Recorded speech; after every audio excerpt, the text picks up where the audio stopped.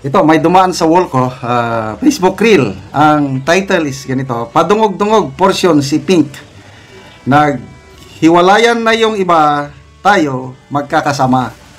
Mas lalo kaming titibay na mga Dutertista sa 2028. So, pahayag ito ni ex-VP Leni, siguro sa pangangampan siya sa Albay. Kasi kumandidato siyang mayor at nanalo. Siya daw ang kauna-unahang lady mayor ng Naga City. So, pag-usapan natin ngayon yung plano nila, mga kakamping, sa 2028. Pakinggan natin ito, Naghiwalayan na yung iba, tayo magkakasama pa din. Wala akong sinasabi kung sino naghiwalay, Naghiwalayan na yung iba, tayo magkakasama pa din. Wala akong sinasabi kung sino naghiwalay, Siya na lang. Naghiwalayan na yung iba, tayo magkakasama pa din.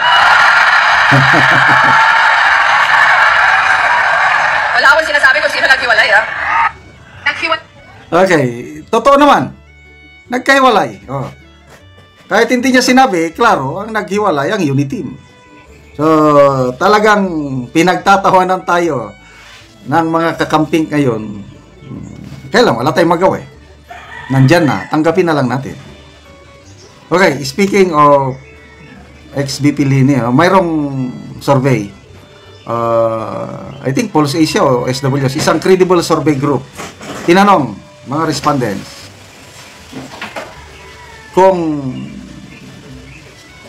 sakaling si Leni Robredo ang nanalo, mas mabuti ba siyang presidente ngayon? Ang sagot is 60% of the respondents believe na mas mabuti sanang presidente ngayon si Leni Robredo. Yun ang lumalabas. And kung maibabalik ko lang ang panahon, mas mabuti na lang yung sinasabi nating lutang. Kaysa ito ngayon na hindi siya lutang, kaya lang ano siya ngayon, mas grabe. Kaya ayaw natin kay VP Lini nung una dahil nga yung mga statements niya lutang. Ano ba yan? I have 3 daughters, 3 girls, yung mga ganun. At least, si Attorney Leni Robredo, mayor na ngayon, mayor, wala siyang issue sa katiwalian. Okay, tell me. Mula nung pumasok siya sa politika, meron ba siyang issue sa korupsyon? Yung COA report nung Vice President siya, all COA report are unqualified. Walang walang dungis, sorry. Walang dungis, in fairness, kay Nanay Leni o Attorney Leni. So, mas okay na lang yun kaysa ngayon. Kaya, ako, naniniwala ako yung survey na 6 out of 10 Filipinos ang nagsasabi na mas mabuti sana ang presidente ngayon si Leni kumpara itong kay Marcos Jr. Sayang. Kailan, yun na nga, nasa huli palagi ang pagsisisi. Akala natin, bayan, babangon muli. Ang galing magsalita. Yung pala, mini-memorize, o yung pala, may coaching, o yung pala, may advanced question. Kasi, ang ganda yung mga sagot niya noon. Foreign policy. Oh, we should be friends to all. Enemy to no one. Pagdating sa usaping South China Sea, West Philippine Sea, we will dialogue. Hindi makikialam ang mga foreign countries. Tayo-tayo lang. Mga ganon. Ang ganda yung mga foreign policy statements ng kandidatong Bongbong Marcos noon. Yung pala, ang coach niya noon, si Sas Rugando Sasot. Kinuha siyang consultant on foreign policy matters. Ang gaganda ng sagot niya. Kaya lang, nung umupo na, anong nangyari? Ay, wala na. Enemy to China, friend to the United States. I am not against US.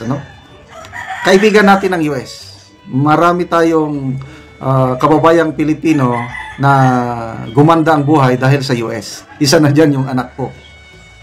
Kaibigan natin. Kaya lang, dapat kaibiganin din natin ng China. Okay. Binubuli tayo ng China. Yes, galit ako sa China sa pambubuli sa West Philippine Sea. Kaya ang solusyon, hindi yung yung didikit ka na sa US na grabe na, dinagdagan mo ng mga EDCA bases, tapos pinapasok na yung mga Typhoon missile system na magiging magnet ng isang nuclear war. Nako, delikado tayo, pati itong gulo sa Taiwan, lumalabas, parang madadamay tayo once na inatake ng China ang, o in-invade ng China ang Taiwan, mag-ready na daw tayo dahil madadamay. Ano ba yan? So, wala na. So, ICC, ano yung sinasabi ng candidate BBM noon na we will not cooperate. No more jurisdiction ng ICC. So, naniwala tayo nung nangyari ang ating minamahal na Tatay Digong. Nandun na sa Netherlands. Okay. So, kung maibabalik ko lang, sana Lenin na lang ngayon ang presidente. Kailangan wala na tayong magagawa. So ano, what's in stake for 2028? Kaya nanalo ang mga kakamping ngayon, yung Bam Aquino and Kiko Pangilinan, kasi solid pa rin yung vote base nila. Talaga, lumalakas sila. Tignan nyo, ang akbayan ni Risa Hontiveros, number 1 sa party list. Nanalo sina Leila de Lima, Chel Jokno sa kanilang party list. Talagang nagko-consolidate at pumoporma na ulit ang kakamping. And kung ako ang tatanungin nyo, by 2028, lalaban sila. So, I don't know kung sinong kandidato na. Pwede si Atty. Lenny o Mayor Lenny. Pwede si Risa Hontiveros. Pwede si Bam Aquino. Basta lalaban yan, sa tingin ko. So, sino rin sa kabila? Now, of course, nandyan si Speaker Martin Romualdez. Nandyan si Rafi Tulfo. Of course, ang ating VP Inday Sara. So, mayroon ng survey. I don't know sinong nag-survey. Parang Pulse Asia. Kung more than 2 candidates ang maglaban-laban sa 2028. VP Sara, Lenny, Rafi Tulfo, Romualdez, kung sino pa, malaking chances si VP Sara na mananalo. Yun, na-survey na yan. Pulse Asia, if I'm not mistaken. Kaya, sige lang, makita-kita tayo sa 2028. But tama yung sabi ni Madam Lenny na nagkahiwalay na sila. Buo pa rin tayo. Nagkahiwalay ng dahil sa ambisyon na maging presidente.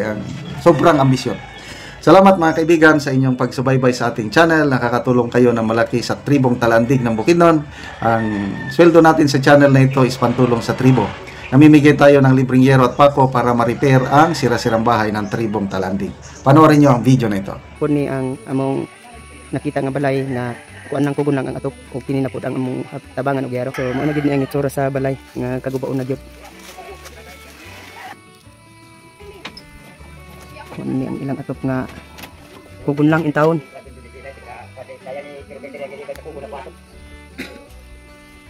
Mo na ni ang itsura sa ilang yero. Dako na gid kaayo og buslot. So karon ate manguha na ka og kahoy kay matagaan na ka ate og lansang pako plinsin og sin para nga makabalay ka og bag-o. Oo, manguha na gyud mi. Kahoy. So pila na din ni katuig ti imong balay? 15 na katuig. 15 na katuig. So pila mo gapuyo din ani? 7. 7 mo nga gapuyo. So dagan-dagan mo kay 7 mo ka buok. So unsa man ti ang imong istorya nga matagaan na ka og sin lansang pako plinsin? Nagpasalamat gyud kog dako sa Ginoo ug sa inyo sa ug labaw na sa katan-aw sa video. Salamat gyud kaayo. Oo. So matagaan na gid ka, mag-prepare na gid mo ba? Okay, matagaan na mo gyero. Salamat kaayo. So mo na ni ang itsura sa ilang balay.